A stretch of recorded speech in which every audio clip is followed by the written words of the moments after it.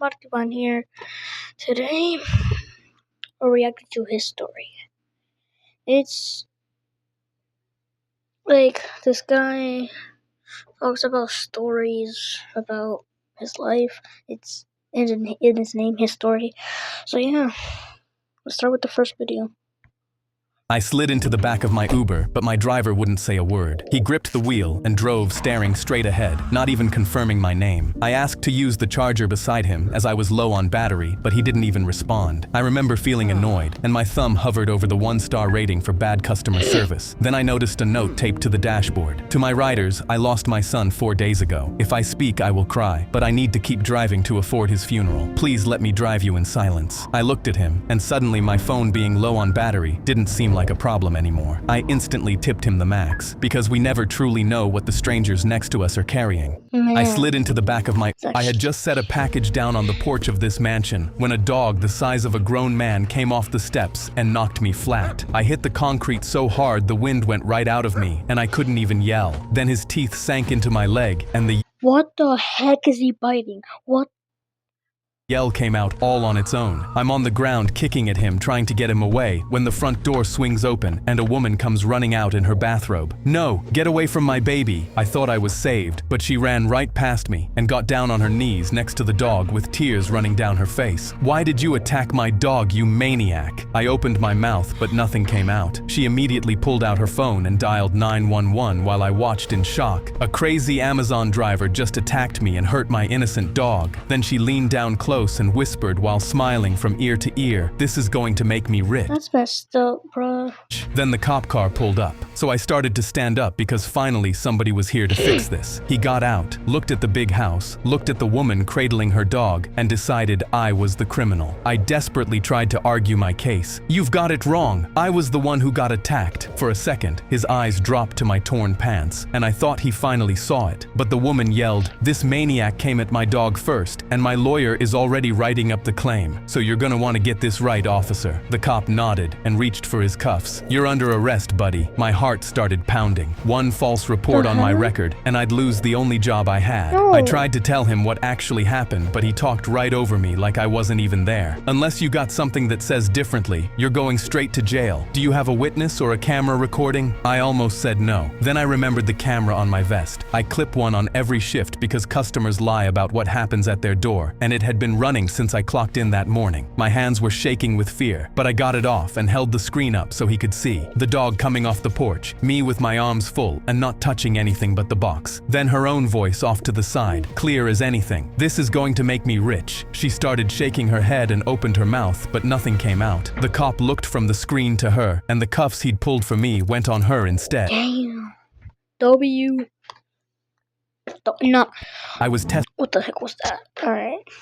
driving a Lambo for my daughter's birthday gift when 3 police cars cornered me at the red light. An officer pointed his pistol at my windshield. "Shut the engine off and step out of the stolen vehicle. Hands where I can see them." I stepped out slowly with my palms open. "I'm test driving this car. Call the dealership. The paperwork's on the passenger seat." But they grabbed my wrists, and I felt cold metal handcuffs tighten around them. The officer chuckled, "Nice try," as if we haven't heard that one before. He started leading me towards the police car. "You have the right to remain silent." My legs trembled, and I knew I had to do something before I ended up in a jail cell and my daughter grew up alone. "My back pocket! The salesman's card is in my back pocket, just look!" The officer sighed, fished it out, and turned it over in his fingers. Then he held it up for his partner and laughed. "A business card and fake paperwork on the seat. You boys come with a whole starter kit now." He shoved the card in an evidence bag and pushed my head down into the cruiser. But as he drove, I clenched my fists. "Hey Siri, call the Lamborghini dealership." The officers jumped up and scrambled to turn it off, but one of their iPhones was already ringing, and the woman immediately answered the phone. I cleared my throat. "This is Peter Kerr. When do you need the Lamborghini back? With the license plate 123456. The woman sang, "Take your time, sir. There's no need to rush while you're test driving." The officers immediately pulled over and turned to each other. "Wait a damn minute." I read their laptop screen through the window while they rechecked the system report. "AI alert. Stolen vehicle detected." I sighed and realized an AI had falsely reported my car as stolen. The officer who cuffed me scratched his head.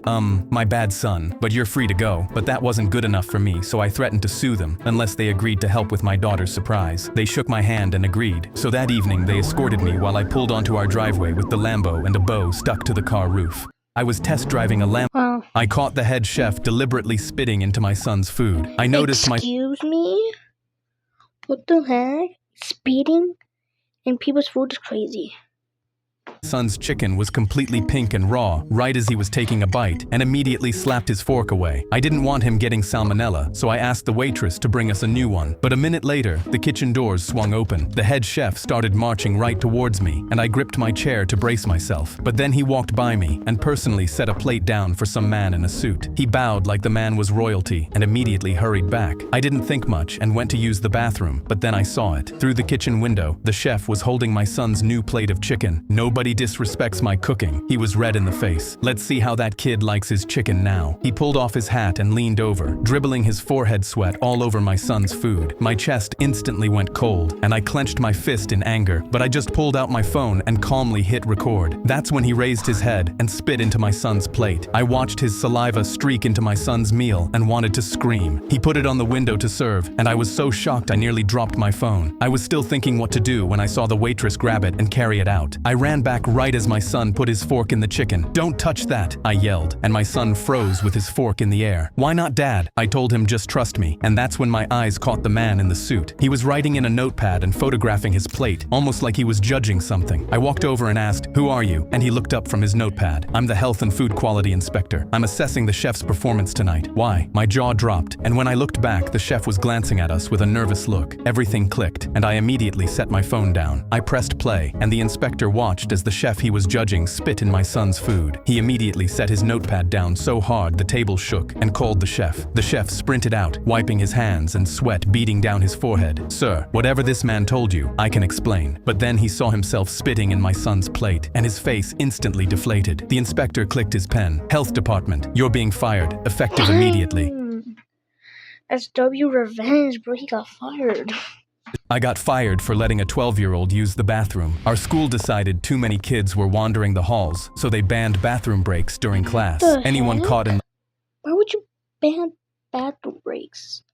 the halls got detention. I told my principal it was insane. He looked me dead in the eyes. "Follow the policy, or I'll find someone who will." I watched kids sit through my art class in pain for weeks, squirming in their seats, eyes watering, too scared of detention to raise their hands. One afternoon, a girl in the front row stopped painting. Her face was red, and her legs were crossed so tight her knees were shaking. She looked at me through sobs and said, "I really need to pee." I looked at the clock. 30 minutes left until lunch. She wasn't going to make it. I walked her to the art storage room, grabbed an empty bucket, and stood outside the door. She came out 2 minutes later and didn't look at me. She just whispered, "Thank you," and sat back down. A few kids in class told their parents. When parents showed up at the school and a journalist started asking questions, the school panicked. My principal called me into his office and slid a termination letter across his desk. "This is on you. You should have followed the rule." I looked at him. She was about to wet herself in front of 30 kids. He shrugged. "That's not my problem anymore." That Friday, my students showed up to the school board meeting. Every single one of them. The girl from the storage room stood at the microphone. He was the only teacher who cared enough to help me. "Your rule is the problem, not him." Her mom stood up next. Then another parent. Then 6 more. The board sat there and didn't say a word. The bathroom ban was gone by Monday, but that wasn't enough. I hired a lawyer the next week. The school had to settle out of court. I can't say how much, but I pulled up to the school in a brand new Ferrari with that same bucket of piss on the passenger seat. I walked right.